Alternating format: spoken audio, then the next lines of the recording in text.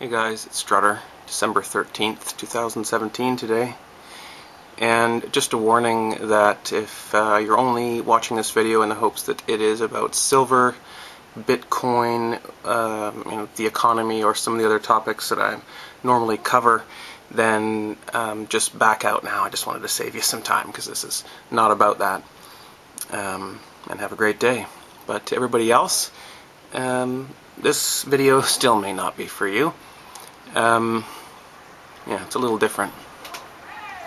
First of all, you're looking out my door, my sliding door.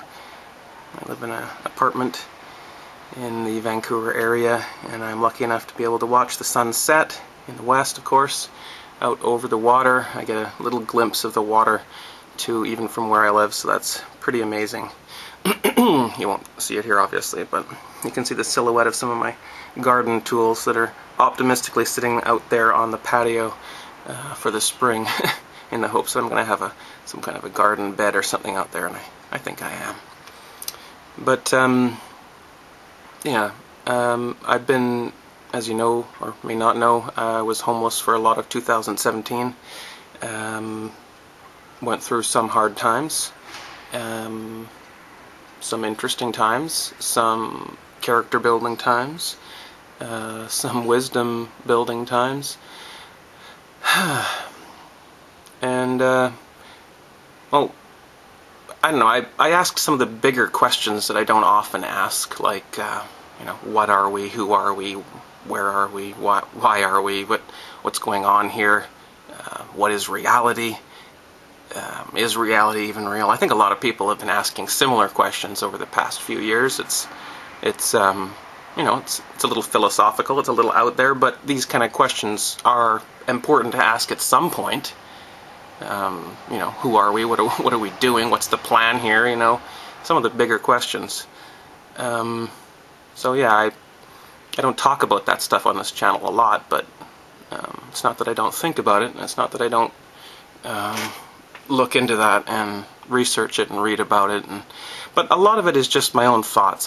That's how I do things. I'm kind of a thinker. I've had a lot of big thoughts since I was young, and I have an interesting way of thinking, so I think it's kind of valuable for me to just sort of use sort of my own tools, my own way of dealing with things and thinking through things first, and then I go and look up the theory that other people have developed over the years on the topic. One of the things I learned, anyway, was that you may have heard of, it's under a lot of different names, the law of attraction, the power of positive thinking, for example. It can be called a lot of things, but basically, if we feel and think the right way, if we feel and think a certain way, we can sort of bend the future in that direction and end up being that way. And it's another way of saying it is fake it till you make it. If you can feel it, really feel it, and tell yourself it even. A lot of times affirmation is another big part of it. But you can make yourself believe something, and it's not necessarily a bad thing to believe something that's not the case, because it actually becomes the case. It's not necessarily, it's not magic, it doesn't work perfectly every time. It's just sort of a way to improve the odds, I feel. It's kind of crazy to talk about this, and I'm actually being serious, and I know a lot of other people are talking about this, thinking about this, and in a serious way too. Well, I used to say that science is the only way to determine whether something is true or not. Sorry, I'm just shift positions here. I believed, and I was a scientist. I have a degree in science. I went to one of the big universities here in Vancouver. Did a lot of years of science. I have done a lot of experiments and did some research. I believed that that was the only way that things can be, whether we can determine something's true or not. We have to use science. And I still believe that for the most part, but science, I now understand a bit better, is really not just a body of knowledge. Science is a way of thinking and a way of interrogating the universe, as Carl Sagan would say. And science doesn't say it knows what's true. Science just seeks the truth all the time, and it's just getting closer and closer to that point. But science never says, okay, now we know everything, or now we know everything on this topic, or we understand this. No, science just says we have to experiment some more. We have to keep on refining what we know and what the data we have. But it never reaches conclusions like that. And so now we understand that something can be true, and yet science does not have any proof that it's true. So this law of attraction thing, I believe, is true, and I resisted it. I resisted it like nothing else, because I said, come on, you're talking magic here, guys. It's foolishness. It's not proven by science. There's nothing proving it. Okay, there's some studies that say that positive thinking and prayers and different things can affect outcomes, but those studies must be biased or something, I assumed. But I don't know if I believe that now, because I've put a lot of these techniques into motion in my life and have seen results. I'm not saying I'm doing really well or anything here, living in an apartment, but I was up against all odds a few times in the past few years, and I managed to pull through. Now, of course, you could say, well, a lot of other people then probably were up against all odds in the past few years and didn't pull through. And that's what I would have told you a couple of years ago, too. And yeah, a lot of people didn't make it. A lot of people are homeless right now, where I managed to land a place and get all my other ducks in a row. There was a lot of things that had to happen, and it's not easy when you're living literally on the street to get things really done properly, the way that other people want them done, and the way the system needs them done. So it was really lucky, I guess, or I foresaw a future in which I had this apartment. I said, I'm going to have an apartment. I even named the month. I said I'm going to be in there before it gets cold. And I made it. It's not proof at all. I'm not saying it's proof. I'm just giving a little bit of an anecdote about how some things have gone for me. And I believe that if we believe, and if we think, and we feel, and we act a certain way, that it will start to happen. And we can make it start to happen, and we can sort of bend the future. Let's think of it another way. Have you heard of that, infinite universe theory, where there's basically infinite universes and everything and anything can and does happen in them, basically? And we are just in one of those, obviously. And then so when people say, well, what about this? That's such a strange thing. How do you explain that? And you say, well, that's just because we're in that universe where that's the case. And it's strange, yeah, but there's there's strange things all over the place. Sometimes you can't explain things. So in that context, in that multi-universe context, we talk about making a choice, and everything we do is a choice. To say something or not say something is a choice. To think or not think is a choice, etc. Everything is a choice. We're constantly making choices, and we're constantly creating, at every possible moment, a new universe, where it branches left or right, and we go left, bang, that's a whole new universe. And then in the next moment, there's another choice to be made. And when we make that choice, a new universe is created that's just slightly different than the last one, but with that decision, that slight change.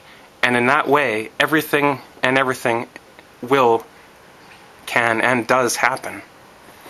So you not choosing to stop this video right now is a choice. You're going to continue watching it, I guess, or maybe now that you've heard that, you won't. But everything we all do is a choice, and we're creating the future. Do you think that your decisions and your actions don't change the future? They do. Everything, every little tiny nuance is constantly changing everything about the future. Like a butterfly flapping its wings in Tokyo, right? And you get a rainstorm here in Vancouver. Tiny changes multiplied over time and space can become massive changes. I've saved lives. I've saved lives literally with my hands, and I've been told that I've saved lives after the fact by people. So I know I've changed the future, and I know you can too. You can make small or big changes in your own and other people's futures. You're changing this universe, and you're changing the universes that we end up in. And so am I. So once we understand that, and it's, to me, it is an understanding, not a knowing, but it's an understanding, because I have become part of that, and I've done it and put it into my life, and it does have an effect. And I know that. It sounds like a religious thing, Jesus is in my life, and I feel it. Yeah, that's what I said when I was 9, but this is a little different. I think. You can give your feedback on that and your experiences with these kind of thoughts. But now let's sort of tie it all together. We can change the future. Any future is possible, as long as it's within the laws of physics, I suppose, or maybe even we can do something about that, but that's another topic. But we can change the future, and we are. That is literally what we do. Unless you believe that everything's already decided, and then don't worry about it.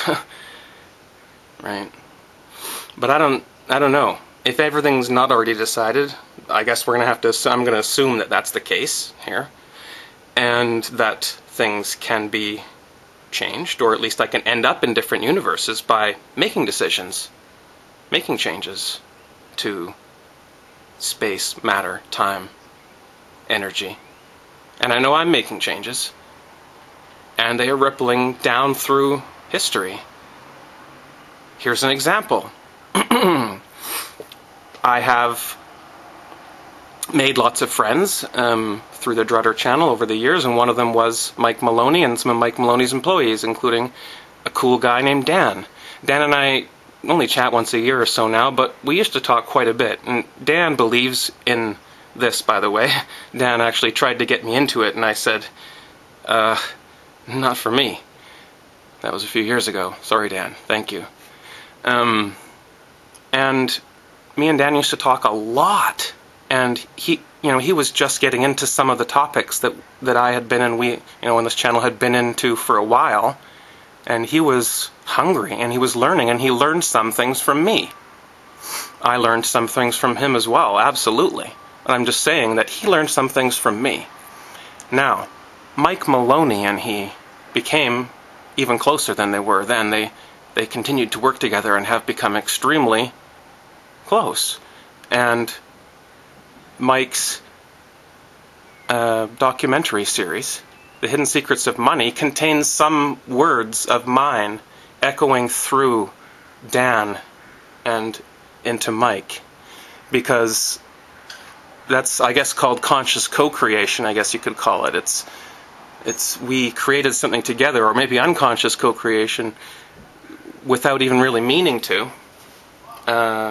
My thoughts, my beliefs, my research that I had done on the Fed and many other topics, and money and these things, conspiracies even, all were taken into account by Dan, of course, as he did his research.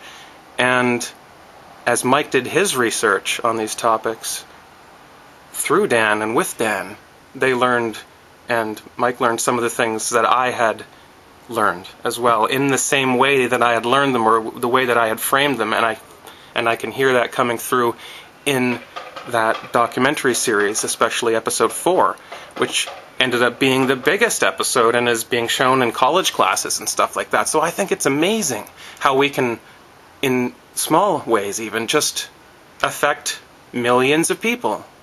It's great. The activism I do here in Vancouver, I can see my work, my activism, echoing down through time as I've been doing it now for 3 years solid. I can see changes I'm making. I can see lives I've improved. I can see programs I've started and projects I'm working on thriving and changing and adapting to this amazing landscape and culture we have here in Vancouver at this amazing time with legalization coming. I'm having an effect on legalization here in Canada. And that will affect how legalization goes around the world. We've seen many analysts and many governments saying that's what they're doing. They're watching for Canada's model because Canada will do it right. And they're going to do it the way we do it. And I'm having an influence on that, and I have had an influence on that. I'm not trying to be vain. I'm trying to show you that you can do it too. If you don't know this, if you don't know that you can change the world, I'm here to tell you you can. And you already are. Even by the things you're not doing and not saying. So please, start to think about this stuff. Because the more humans there are on this planet, the more of us there are, the more people there are out there, the more minds there are, the more wills there are out there that are interacting and infecting the futures. And the future that we all go to. And that we all are apparently on this ride together. So that brings me around to my point, I guess, that if you're still following me, that it is possible that the weird shit going on in the world, and I've been documenting it on this channel for a decade now, and the weird, just the fact that doublespeak is allowed, like you can say war and it means peace now, and everyone understands that, and people admit to being ignorant, and they laugh and they just look back down at their device and they shrug, right? And it's like, no, that's not a good thing. Ignorant is a bad thing, but now it's just like, oh, that's how everyone is though, so and we just like give a little self-depreciating laugh or joke about ourselves being stupid and whatever, but I don't think that's cool. I don't think that's good. I think that we're all kind of dreaming a shitty future for ourselves. I think that we're all sort of in this mind, not all of us obviously, but a lot of us are in this zone where it's this negative future, this we're all going here together, control grid, Big Brother, the government, you know, the alphabet agencies and so on and so forth, watching and controlling everything. And that's the fear side of things, and we have to be on the love side of things. If you follow me on that, love defeats fear. It really does. But fear defeats love too. So I don't think that we should be afraid to talk about that kind of stuff, and we just have to be loving and feel loved as much as we can, and we have to keep on loving each other and reassuring each other that the future is going to be a good future, and let's start to dream a better future, literally, like all the time. And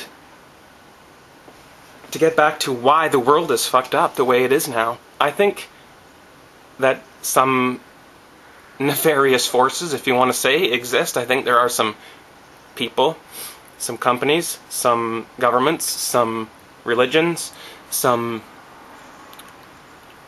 families that are thinking long term in what goes on in humanity. They think in terms of centuries and thousands of years rather than just like weeks, the way most of us think. They can see lifetimes, generations, families, cycles, eons, and they have plans for the rest of us, you see. Now, I think a lot of you are on board with that idea. It's becoming hard to deny at this point. It's not a free world in 2018. So these people, families, groups, corporations, governments, etc., that have these plans, some of them have figured out this law of attraction, or whatever you want to call it, thing. They have figured this out, and they're working together. And this sounds, basically, is the most far-fetched part, so if you've made it here, thank you, and this is the weird part, so hang in there. It's kind of a little bit like the Care Bear stare. Did you ever watch the Care Bears?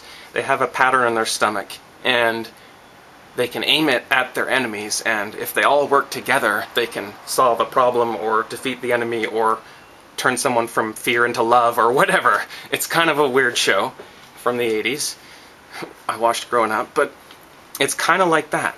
If we all are able to envision a future where we defeat the control grid that's coming down around us, and we get away from fascism, and we get away from tyranny, and we go toward liberty and transparency, but privacy, of course, for the person, but transparency in, public, and government transparency, and tiny government, and all those things that we've talked about for years as solutions, and peace, and the end of these crazy wars, and surveillance, and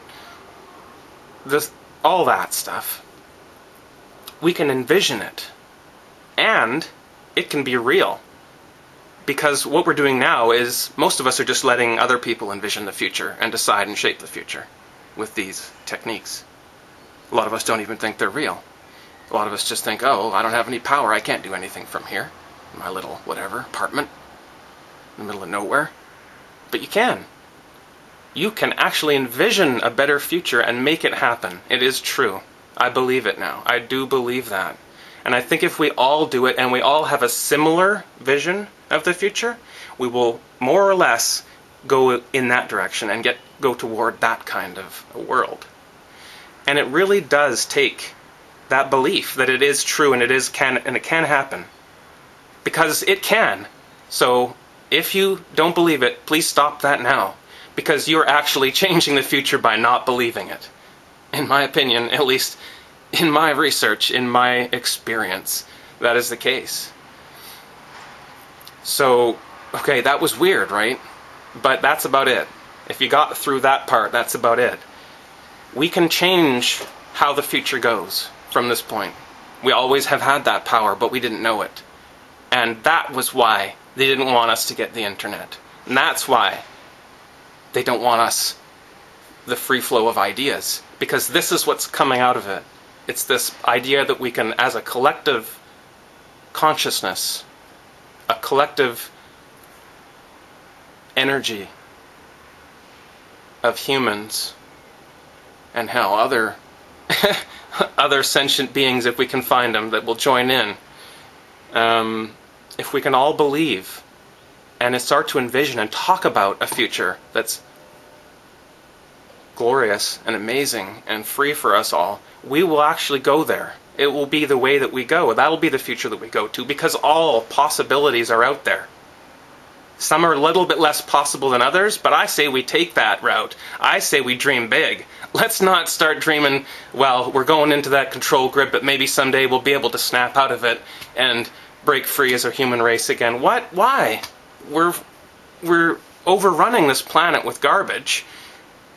We're doing very little good as a species. We're just barely surviving.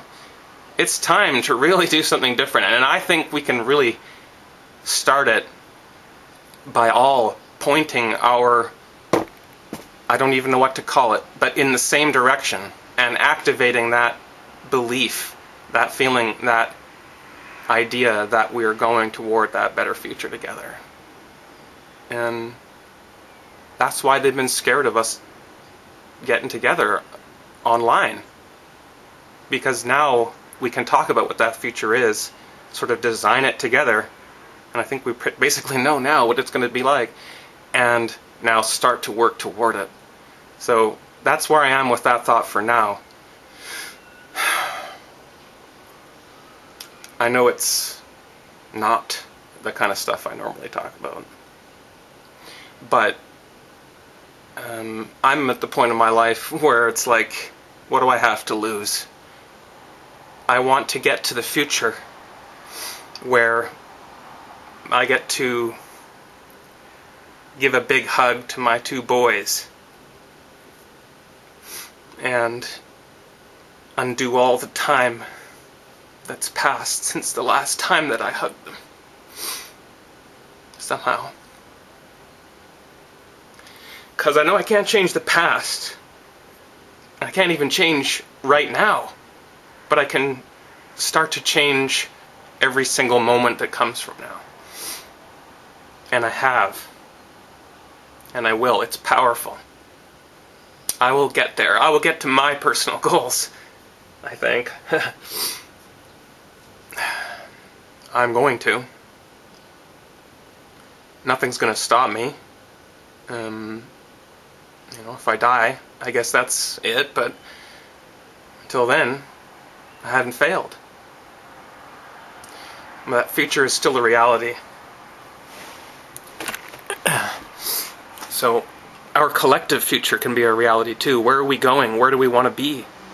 I'm in my early 40s. Where do I want to be in 40 years? I want to be healthy. Because in 40 years, what is technology going to look like? Assuming the good guys still have control over technology. Who knows what's going to be happening in 40 years? We're talking about AI right now. We have super computer AI programs that apparently now we can set them up and they talk to each other and we can let them chat, like in an internet chat.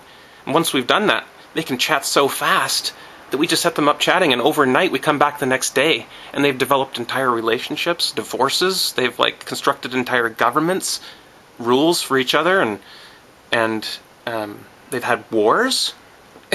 What? AI like that now? That's happening now? What is technology going to be like in 5-10 years? It's just a matter of who's going to wield it. So in 40 years, where am I going? Where am I going to be? What's my future? I'm not trying to look that far into the future, but I want to be alive then, and I want to be healthy then, so I'm going to. That's my future. I'm working toward that, but that means that I need everybody else to be working toward a similar kind of future. A future where there is still technology, a future where I might be able to get everything I need to live another 40 years after that. Because I don't want to be done. My future, I think, isn't going to be done in 40 years. I don't believe it will. A lot of yours won't be either. If you're, even 60 years old right now, what kind of technology is going to be available in 25 years? In 25 years. 5 years ago, you wouldn't have been able to guess what's happening right now. So you have no idea what's going to happen in 25 years. In 25 years, you'll be 85. Aim to be healthy at 85, and you might be able to live until you're 500. Right? Because technology is increasing exponentially. Just like Bitcoin. So, the way you can put this, if you believe any of this, if any of this rings true to you, I'm not here to convince you, I'm just here to give you what's happened to me, what I believe currently, etc. If any of that sounds right, if any of that sounds like something you might even want to try, because what do you got to lose? Then the next step for you basically is, I actually have no idea. I've never even looked up this stuff myself. All this is just stuff I have made up. And I know that other people have similar ideas. I've sort of glimpsed some of it, but I don't know what exactly you want to look up. But my opinion to you would be, the next step would be, well, if you've already done a lot of this stuff like going vegan and giving up your TV and all those things that I've been advocating for 10 years or so, if you've already done all that, then why not start to think positively? Oh, I just won the lottery, guys. Talk to you soon.